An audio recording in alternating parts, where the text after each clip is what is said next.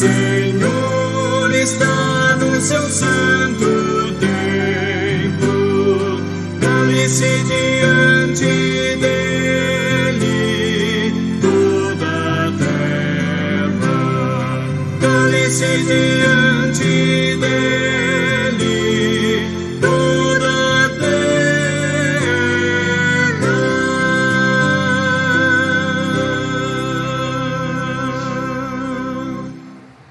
Amém, meus irmãos. Nós estamos em uma série de sermões onde nós tratamos do que Deus quer do seu povo referente às pessoas necessitadas. Para você poder ajudar alguém, você precisa conhecer a si mesmo. Para conhecer a si mesmo, só é possível conhecendo a Deus. Para conhecer a Deus, só é possível conhecendo a palavra dele. Conhece-te a ti mesmo e você vai saber por que está neste mundo. Alguns alunos, no colégio que eu ensino, estavam em uma discussão justamente sobre isso. Qual é o sentido dessa vida? Por que a gente veio para esse mundo? Por que a gente vive aqui? Meus irmãos, a palavra de Deus é clara a respeito disso. A palavra de Deus sacia esse questionamento de forma plena e perfeita. Eu pude compartilhar com ele os propósitos de Deus a respeito disso. E os irmãos sabem muito bem. Só que nós precisamos nos aprofundar cada vez mais neste aspecto. Conhece-te a ti mesmo. E quando você conhece a si mesmo, você percebe o quanto você depende de Deus e o quanto você precisa abrir mão de alguns caprichos que você tenha para socorrer o necessitado. O texto que nós estamos refletindo se encontra em Provérbios, capítulo 24, do versículo 10 ao 13, que diz assim: se te mostras fraco no dia da angústia, a tua força é pequena.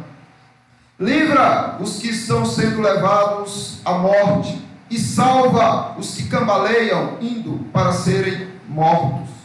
Se disseres, não soubemos, não perceberá aquele que pesa os corações, não saberá aquele que atenta para a tua alma, e não pagará ele ao homem segundo as suas obras. Filho meu, saboreia o mel, porque é saudável, e o favo, porque é doce ao teu paladar.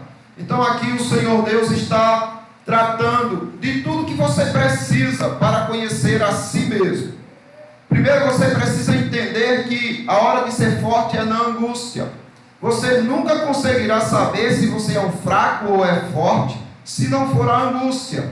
Então a angústia é a bênção de Deus para tirar a tua temperatura. Aqui na porta nós temos um medidor de temperatura para saber se você está com febre ou não. A temperatura de Deus, para que você saiba se você está pronto ou não, é a angústia. Se você se mostra fraco no dia da angústia, você está doente. A tua força não é nada. No entanto, você identificando que está forte, o que você precisa fazer? Livrar as pessoas da morte, salvar aqueles que cambaleiam indo para serem mortos e nem sabem. Quantos amigos de vocês cambaleiam indo para o inferno e nem percebem? Quantos familiares de vocês cambaleiam indo para o inferno e nem sabem? E quantos aqui estão que às vezes estão aqui por qualquer motivo, mas não para a glória de Deus? Estes que estão aqui conosco, que não sabem nem o porquê estão aqui, estão cambaleando para serem mortos. E o responsável por eles, quem está dizendo é Deus. O responsável por eles são vocês. Agora é óbvio, se eles são ajudados, se eles são alertados, o sangue dele cai sobre a cabeça deles. Mas se eles não são ajudados, vocês têm culpa na condenação deles. E o 12 diz: se disseres, soubemos, não perceberá aquele que pesa os corações, não saberá aquele que atenta para a tua alma, e não pagará ele ao homem segundo as suas obras. Observe, o que o Senhor Deus está dizendo é o seguinte: não tem desculpas. Não adianta chegar no dia do juízo diante de mim: Senhor, nem sabia que fulano sofria tanto, que fulano passava tantas angústias. Deus está dizendo aqui: não adianta, eu conheço a tua alma, eu atento para as tuas obras. E como é que você pode entender que de fato você sabe da dor do outro? Que de fato Deus te deixou sem desculpa. Você é indesculpável diante de Deus. Nós vamos nos aprofundar no texto que o apóstolo fala em Coríntios. Mas antes eu quero perguntar aos irmãos: será que existe alguma utilidade na angústia, na dor? Existe alguma utilidade? O que Deus quer com você quando te agracia com a dor, com a angústia? O que é que Deus está querendo com você quando Ele te abençoa com a angústia, com a dor? Meus irmãos, se vocês amam a Deus, se vocês são chamados de fato por Deus, tudo que acontece na vida de vocês é bênção. Tudo. É isso que o apóstolo Paulo diz aos romanos: sabemos que todas as coisas cooperam para o bem daqueles que amam a Deus, daqueles que são chamados segundo o seu propósito. Romanos 8, 28. Então, Deus está dizendo o seguinte para você: sabe o que aconteceu ontem com você, que você reclamou, murmurou, pediu para morrer? Aquilo era para o teu bem. Ou seja, você murmurou, reclamou, lastimou, porque eu estava te fazendo bem. Meus irmãos, é importante nós refletirmos nessas coisas. Mas o que é que de bom pode existir na angústia? O que é que de bom pode sair da angústia? Eu vou tratar de uma coisa aqui com os irmãos a respeito desse ponto.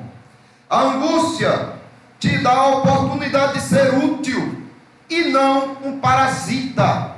Se não fosse a angústia, você seria um verme egoísta, um verme egocêntrico que só pensaria em você e que amaria esse mundo de tal forma que jamais queria se apartar dele. A angústia te dá a oportunidade de ser útil e não um parasita, escolhido para a glória da dor.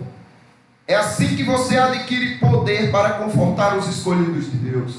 Quando Deus te escolhe para esta glória, a glória de sofrer, a glória da angústia, quando Deus te escolhe e te abençoa com isso, Ele está te dando poder de ajudar, confortar os escolhidos. Em 2 Coríntios, capítulo 1, do 1 ao 12, o apóstolo trata de tudo isso, meus irmãos, que estamos falando aqui. Ele passa a mostrar a bênção do sofrimento na vida do cristão. Vamos ver passo a passo esses pontos. Versículo 1 e 2, Paulo diz assim: Paulo, apóstolo de Cristo Jesus pela vontade de Deus, e o irmão Timóteo, a igreja de Deus que está em Corinto, a todos os santos em toda a Acaia, graça a vós outros e paz da parte de Deus, nosso Pai, e do Senhor Jesus Cristo.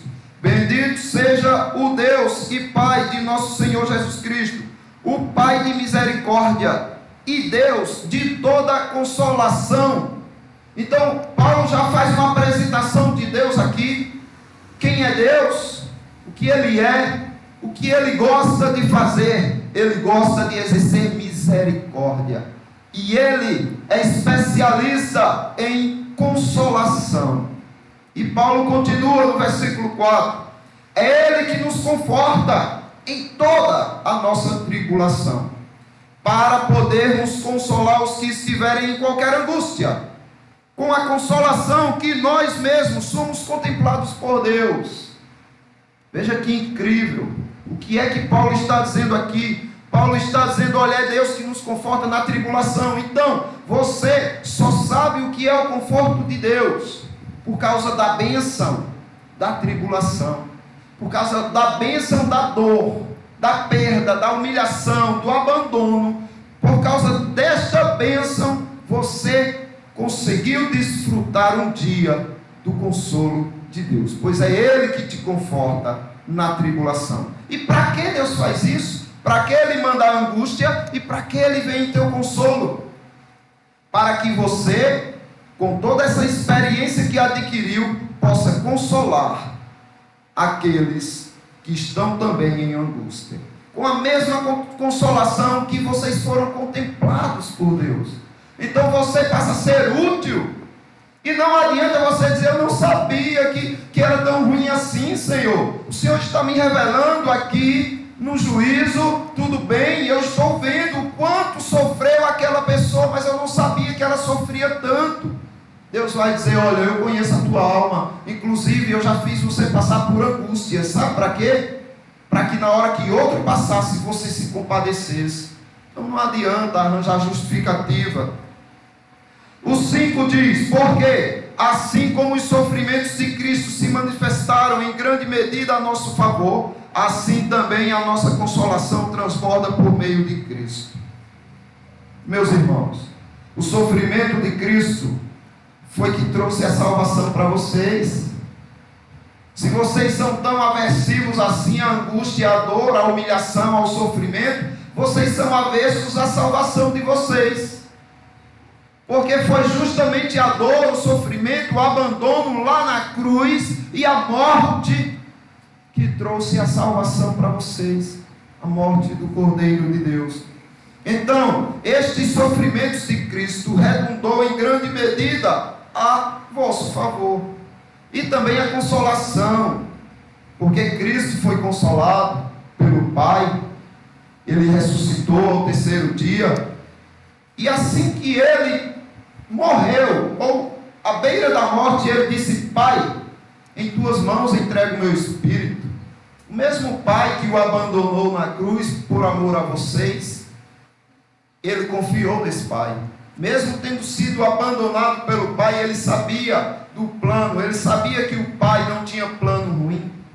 E ele disse, Pai, é em tuas mãos que eu entrego meu espírito.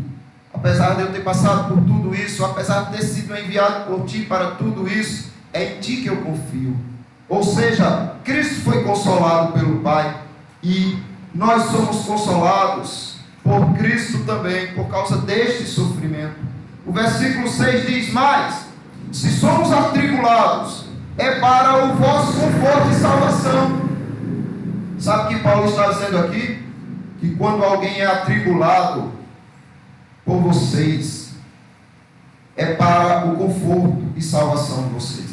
O que Paulo está dizendo é que tudo coopera para a salvação de vocês. Por isso vocês não podem ser condenados mais. Por isso que não existe essa história de perdi a salvação hoje e amanhã eu vou buscá-la de novo. Não, porque tudo gira em torno da tua salvação. Tudo que está acontecendo aqui no mundo garante a tua salvação, porque é Cristo, no sacrifício dele, que trouxe esses benefícios para você. Se somos atribulados, é para o vosso conforto e salvação. Se somos confortados, é também para o vosso conforto, o qual se torna eficaz, suportando vós com paciência os mesmos sofrimentos que nós também padecemos. Veja que reciprocidade, meus irmãos. É uma comunidade de pessoas que sofrem juntos. O apóstolo Paulo diz, olha, se a gente sofre, é para o bem de vocês, porque nós estamos aqui para ser útil a vocês. Se nós somos consolados, também é para o bem de vocês, porque nós estamos aqui para o bem de vocês. Mas eu estou vendo que vocês suportam com paciência estes mesmos sofrimentos que nós também temos padecido. Isso, meus irmãos, é algo glorioso. Precisa ser considerado por cada um a riqueza do sofrimento. O versículo 7 ele diz, a nossa esperança a respeito de vós está firme, sabendo que, como sois participantes dos sofrimentos, assim o sereis da consolação. O que Paulo está dizendo aqui é o seguinte: ó, esse sofrimento não é à toa. Deus não gosta, Deus não tem prazer em ver seu povo sofrer, mas é um meio que Ele usa para te manter na fé. Então é para o teu bem. No entanto, a consolação virá. Existe um dia marcado para a consolação eterna, para a consolação plena. E este dia, meus irmãos, deve ser aguardado com toda a esperança, porque é a esperança que vai fortalecer vocês a passarem pelas tribulações. Agora, quando Paulo diz isso, que olha, o consolo vai vir, ele no versículo 8 diz assim: porque não queremos, irmãos, que ignoreis a natureza da tribulação que nos sobreveio na Ásia, porquanto foi acima das nossas forças, a ponto de desesperarmos da nossa própria vida. O que aconteceu aqui? Olha, nós temos dito que Deus não manda o peso acima da tua capacidade de carregar. Só que Deus, Ele pode agir acima dessa regra. E Ele agiu aqui com Paulo e pode agir com outra pessoa. Mandar um peso que você não possa suportar. E Paulo vai dizer por quê. Muitas vezes Deus faz isso. O que Paulo está dizendo aqui é o seguinte: olha, nós passamos na Ásia por uma tribulação tão terrível que a gente desesperou da vida, a gente não queria mais, a gente desistiu de tudo. Olha, a gente não sabe dizer, porque Paulo ele não coloca aqui o que estava acontecendo. Não sabe se foi a tribulação que ele passou em Éfeso por causa de Demétrio, né, com os seus seguidores que eram fabricantes de ídolos e faziam ali muitas adorações. A deusa Diana, por exemplo, a qual, quando eles viram que Paulo estava pregando com os outros, eles incitaram o povo da cidade, dizendo: olha, eles estão fazendo nossa profissão cair em descrédito, porque nós fabricamos ídolos de pedra, de madeira, de ouro, de prata, e eles estão difamando esse costume, essa prática. Eles vão fazer com que a gente caia em descrédito. E tem mais: eles estão falando mal do nosso templo, da deusa Diana.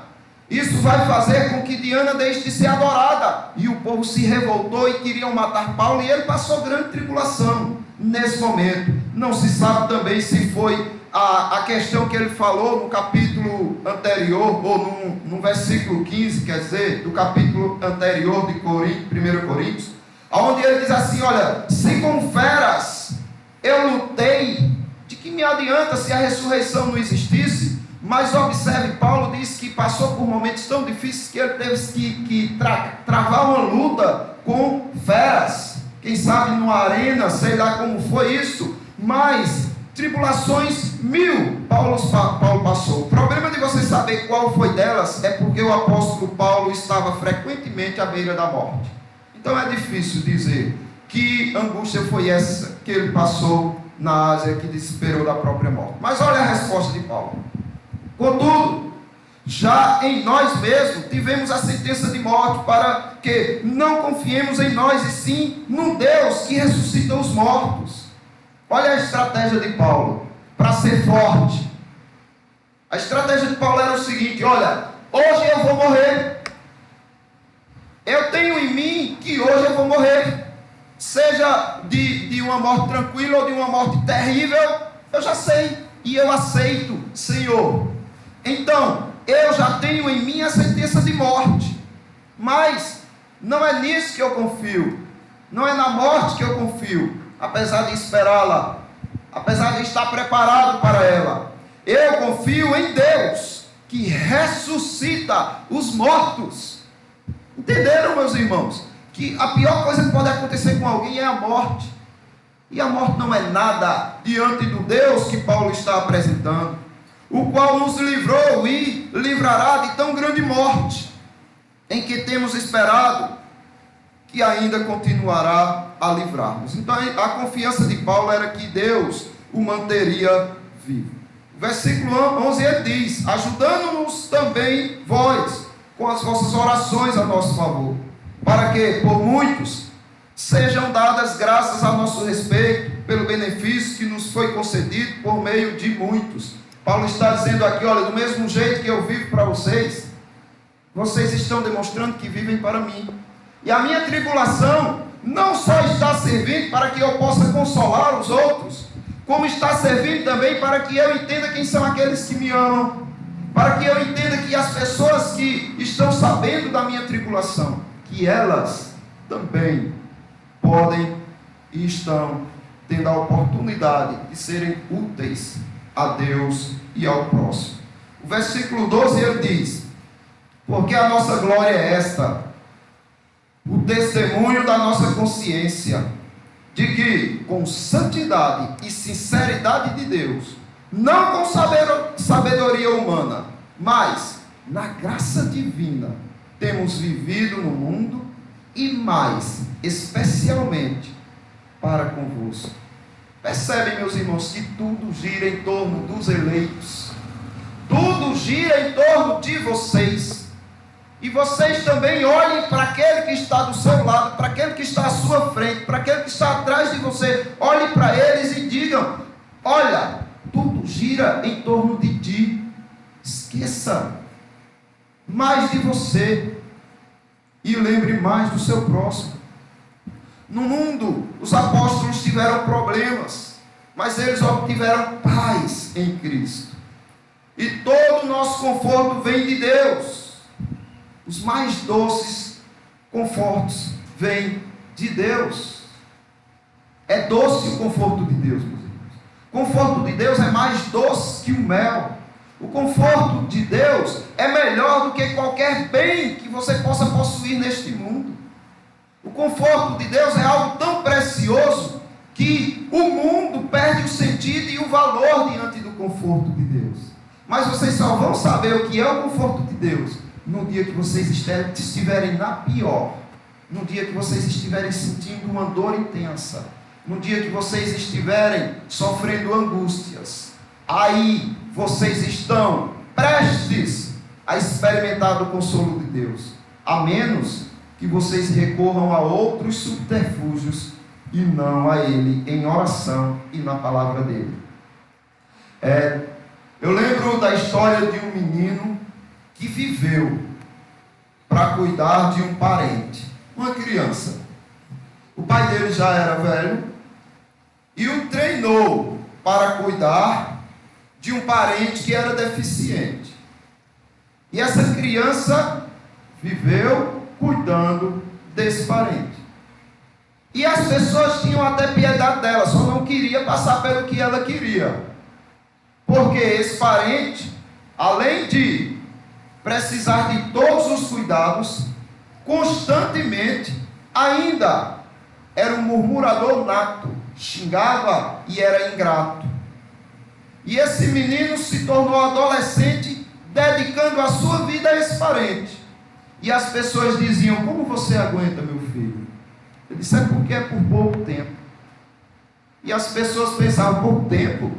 Desde criança ele cuida desse parente. E essa criança se tornou adulto e ainda cuidava desse ingrato que o machucava e que reclamava e que murmurava. E as pessoas diziam: olha, como é que você aguenta? E ele sempre dizia: porque é por pouco tempo que isso vai estar acontecendo. E as pessoas diziam assim: eu acho que ele está ficando fraco do juízo.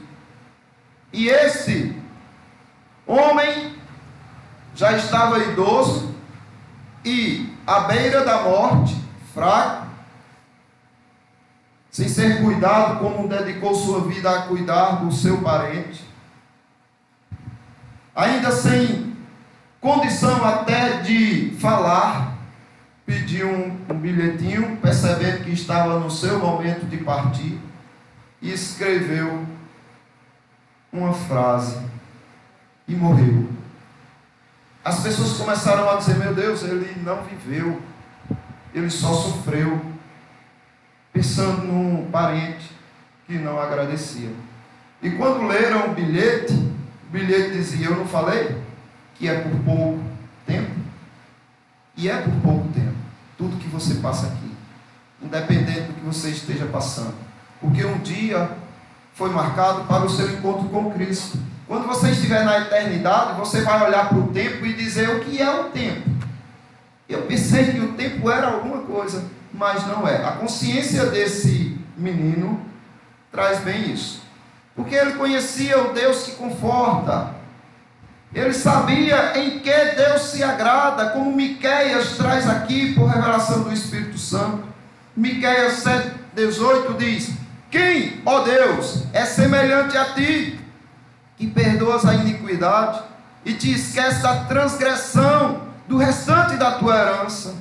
O Senhor não retém a sua ira para sempre, porque tem prazer na misericórdia. Ele tem prazer em ser misericordioso.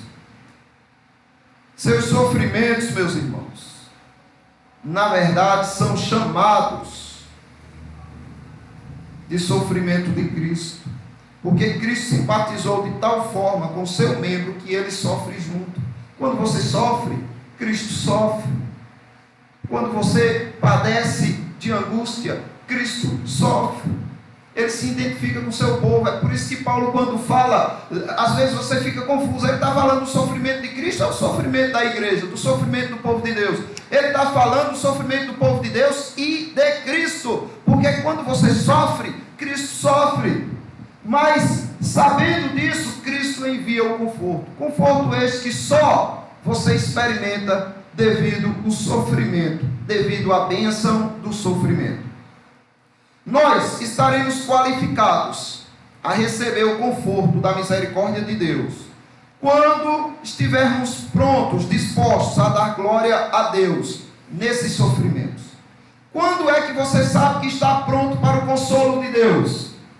Quando você puder se alegrar e dar glória a Deus através desse sofrimento. Aí você vai ver como é que Deus age na sua vida. Mas enquanto você só murmura, enquanto você só olha para dentro de si, enquanto a única coisa que importa e significa na sua vida é o teu umbigo, você jamais vai desfrutar e experimentar do consolo de Deus.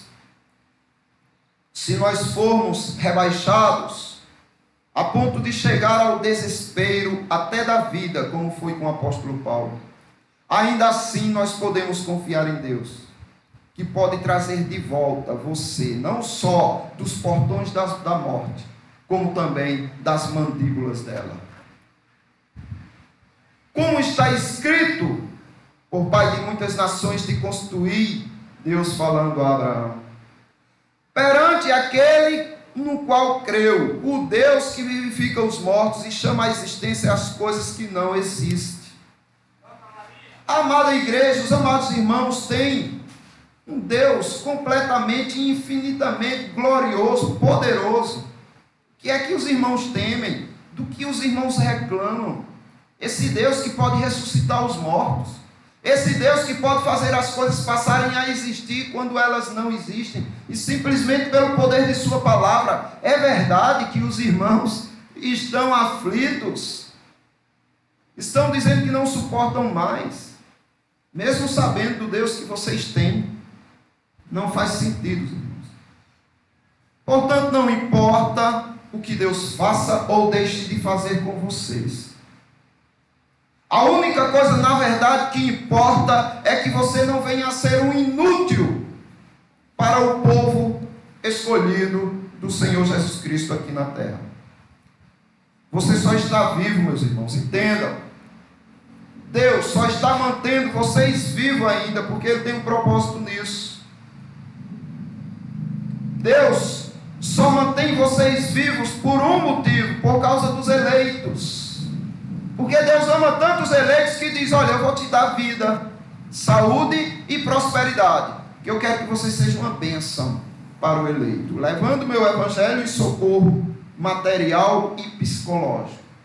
Por isso eu te deixo vivo, porque eu amo os meus eleitos. Só por isso você está vivo. Então trate de viver mais para eles e menos para vocês. 1 Samuel, Davi, ele disse o seguinte, capítulo 17, versículo 37. Disse mais Davi: o Senhor me livrou das garras do leão e das do urso. Ele me livrará das mãos deste filisteu. Então disse Saul a Davi: vai-te, e o Senhor seja contigo. Sabe a aflição, a angústia que Davi passou tendo que enfrentar um leão para salvar as ovelhas? Sabe na outra ocasião que ele depois teve que enfrentar um urso para salvar as ovelhas? Foi para que ele pudesse consolar o povo de Israel e o rei Saul. Para que ele pudesse dizer: podem confiar, Deus, ele tem capacidade de me usar, apesar de eu ser jovem. Ele tem, porque ele já fez assim com o leão e ele já fez assim com o urso. Ele vai fazer assim também com esse filisteu. Saul ficou convencido, meus irmãos. Ou seja, Saul adquiriu conforto ali, por causa daquele tormento que um dia Davi experimentou.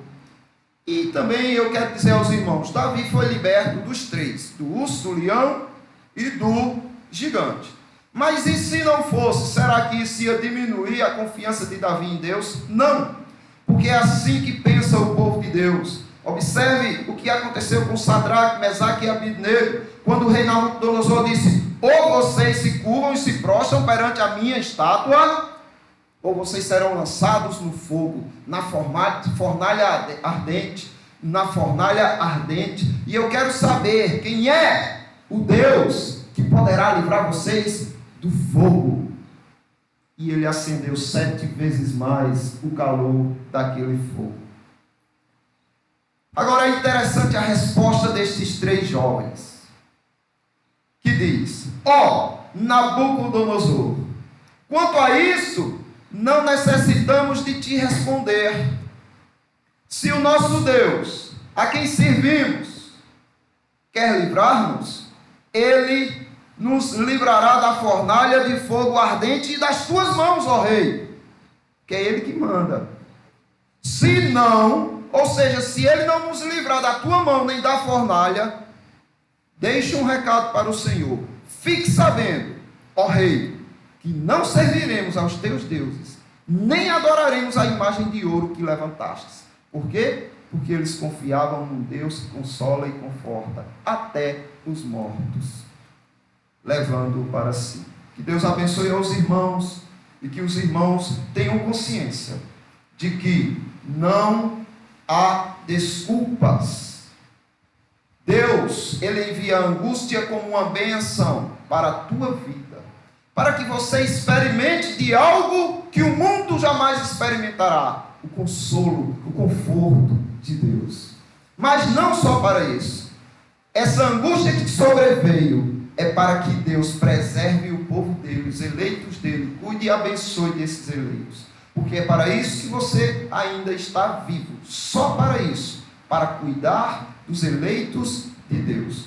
Então, no dia do juízo, não entrem diante de Deus com desculpas esfarrapadas. Eu não sabia, Senhor. Eu não estava eu preparei você. Ou você nunca sofreu?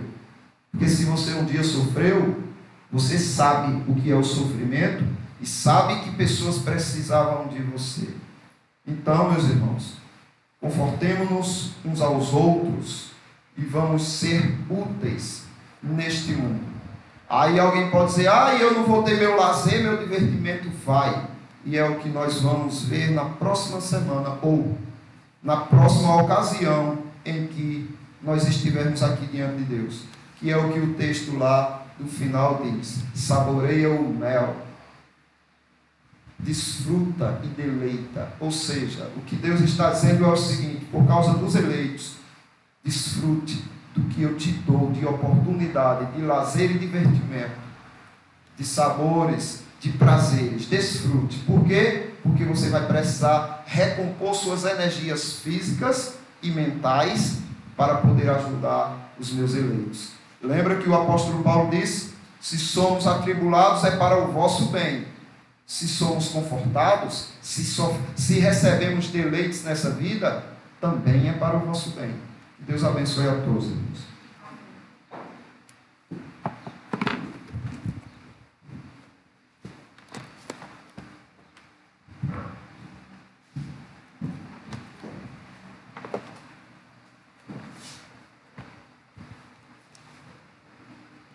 Amada igreja, é muito bom quando nós ouvimos a voz de Deus. Eu não sou no coração de vocês, mas Deus os guiou. E nós sabemos, amados irmãos, que temos uma provisão de que bênçãos são tudo aquilo que nos traz alegria. Bênção é carros, mansões, iates, um bom emprego. Nós sabemos que o povo de Deus, se não souber manusear essas bênçãos, se afasta dele. Por isso, para a igreja, bênção é aquilo que nos traz, a conhecermos quem nós somos. Que a tribulação, que a igreja, aqueles que estão passando, as dificuldades, as lutas, os leve a se aproximar mais de Deus. A passagem para o nosso irmão falou aqui da ilustração, que logo vai passar, é muito lindo. Eu me lembro quando eu tinha meus 8 anos, depois me lembro quando eu tinha meus 11, me lembro quando eu estava no exército, servindo, achava que aqueles meus 18 anos não passariam, e hoje sou um senhor, para a glória de Deus, me alegro, e sei que o tempo vai passar, e quanto mais rápido passar, iremos um dia estar com o Senhor na glória. Não importa a passagem do tempo para aqueles que confiam no Senhor, porque a igreja almeja estar com o Senhor. Mas infelizmente aquele que não conhece, se preocupa com as bênçãos materiais, se preocupa com a aparência física. Eu falei uma vez aqui, não esqueço mais, eu conversando com um jovem, ele me disse algo que ficou na minha mente, que ele disse que a geração de hoje tem que estar na vitrine. Na vitrine é o quê? Bonito, malhado, sarado, é ter abdômen. E nós sabemos que isso vai virar pó. Que nós possamos, através das tribulações, sabermos agradecer ao nosso Deus. Que aqueles que estão conscientes de estar sendo dirigidos pelo Espírito Santo esta manhã, possa, em retorno ao nosso Deus, cantarmos, louvarmos e continuarmos alegres em sua presença. Nós iremos aí no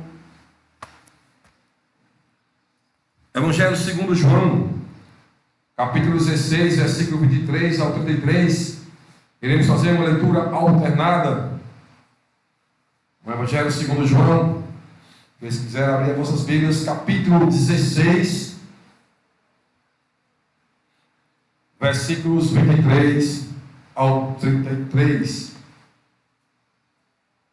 Leitura alternada, onde nos diz a palavra do nosso Deus: naquele dia nada me perguntareis, em verdade vos digo, se pedirdes alguma coisa ao meu Pai, Ele vos concederá em meu nome. Até agora nada tendes pedido em meu nome.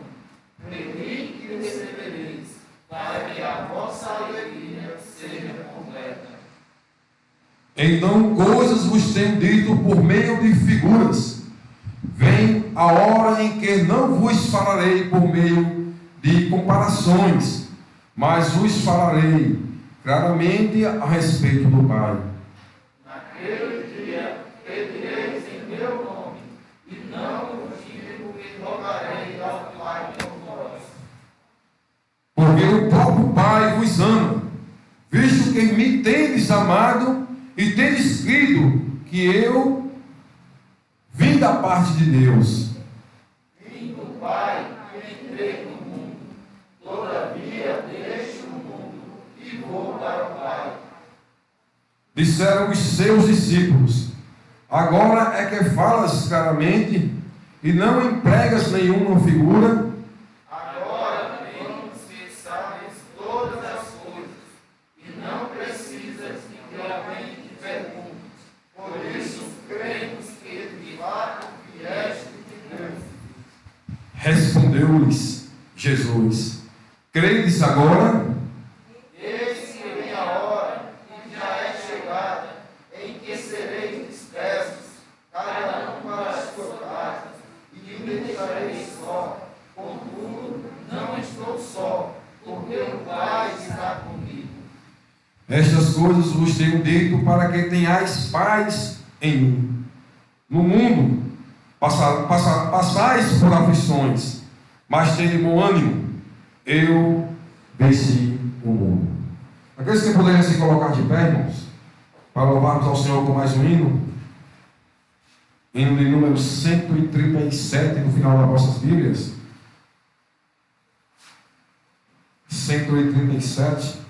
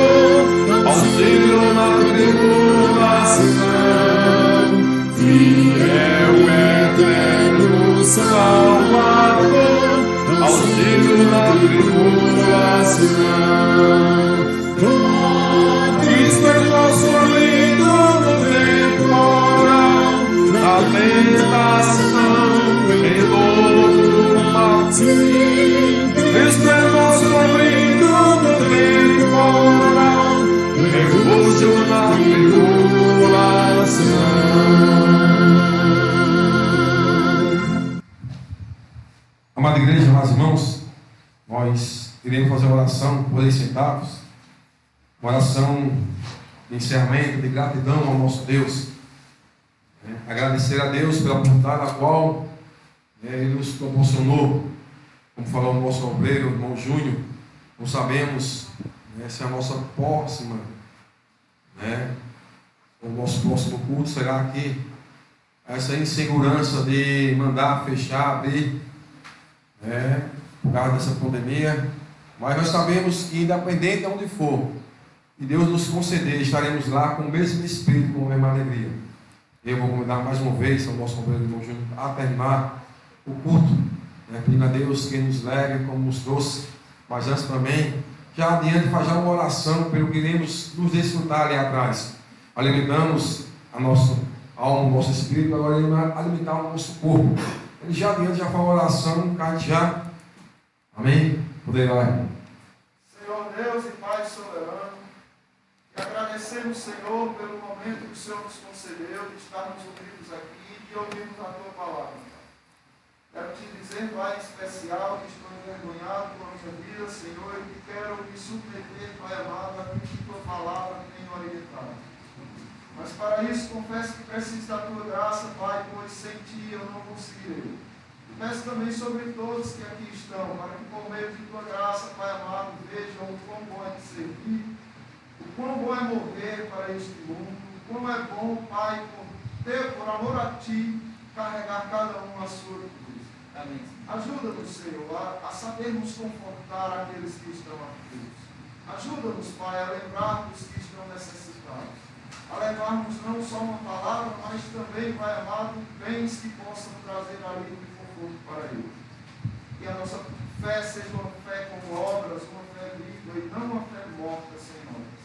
Abençoa-nos, Pai, e fortalece todos que aqui estão. Pedimos também pela nossa confraternização, o alimento que vamos desfrutar, o qual o Senhor preparou para nós. Se um dia tiver muito, nós agradecemos. Se tiver pouco, também agradecemos. Que o Senhor se faça presente na comunhão conosco, isso que não pode faltar, Pai. Em nome de Jesus te pedimos. Amém. Está encerrado. Tem alguns avisos, nosso irmão de oração.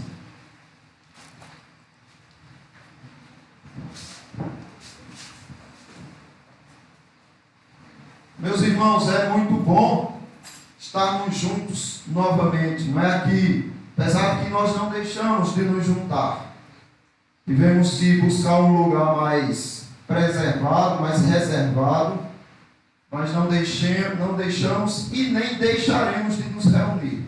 Se um dia a coisa agravar e acontecer alguma coisinha com o obreiro, qualquer coisa, espero que algum de vocês que estão se preparando, dando estudo, sermão, substituam, encontrem outra caverninha, outro buraquinho para estarem juntos cultuando a Deus. Só não vamos deixar mais de cultuar a Deus por causa desses enganadores, tá? Não que o vírus não existe, existe e precisamos ter os cuidados, mas se você pode ir em um supermercado, se você pode ir em um ônibus, se você pode ir para algum lugar que tem pessoas, por que não pode ir na igreja? Mas porque lá estão tendo os cuidados, aqui também.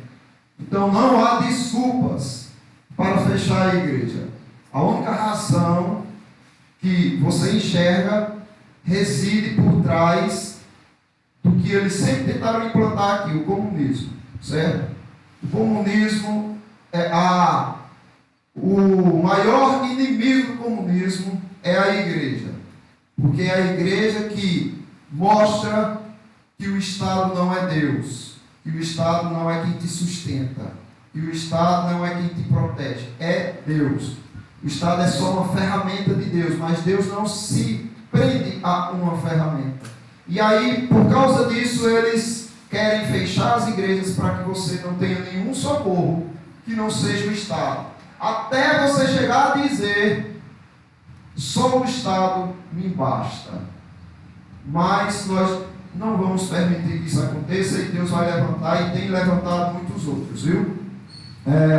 Aqui nós temos a presença gratificante, né, de uns coleguinhas de Jéssica. Ontem nós tivemos a presença na reunião dos jovens da amiguinha de Stephanie. Como é o nome dela, Stephanie? Arinete. Arinete.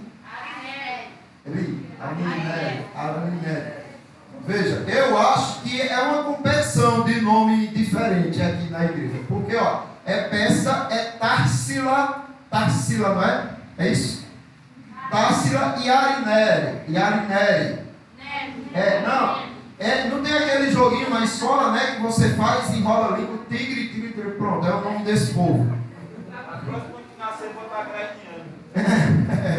Mas olha, temos aqui a presença de Guilherme, dose dupla, né? Os dois são Guilherme, Tasca. Então sejam bem-vindos, espero que vocês venham outra vez. Eles vieram aqui parabenizar a Jéssica pelo aniversário que Jéssica completou, né? E aí vão para a chácara brincar um pouquinho, mas a escola dos adultos vai ter, tá certo? Peço para vai lá, observar eles. E nós teremos aqui a escola de adultos. Jamile completou ano hoje, então podem parabenizar ela. Inclusive, ele ganhou R$100 de um, R$100 da mãe, R$100 da avó. está com 200 reais. Ela está com mais dinheiro do que eu. Se vocês calarem aqui, não encontram nada. Tá certo? Esse negócio está certo, não. Aí, olha, vamos agradecer a Deus por tudo que temos vivido, certo? Vamos aqui atrás, nos confraternizar, tá? Tomar um cafezinho e depois voltar para o estudo. E os jovens estão liberados com peça para... Venham para cá, irmãos, todo mundo para cá, já oramos, vamos comer.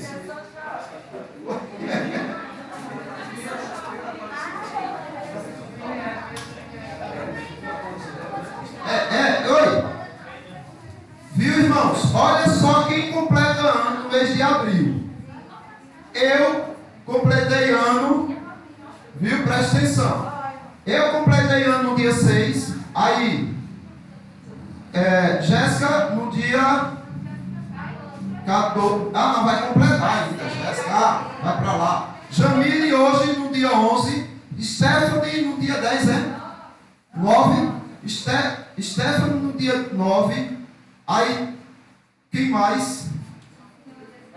O senhor também? Eu não acredito. Gabriel também de abril. Aê, você é do meu mês. Eu sabia que esse cara tinha alguma coisa comigo, meu. Venham pra cá, venham.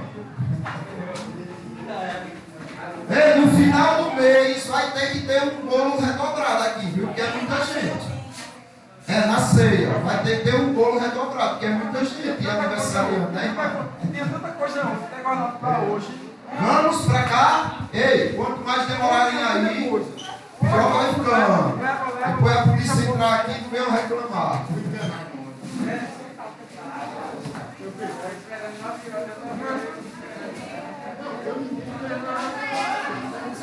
Os visitantes comem primeiro. Vamos lá, pessoal.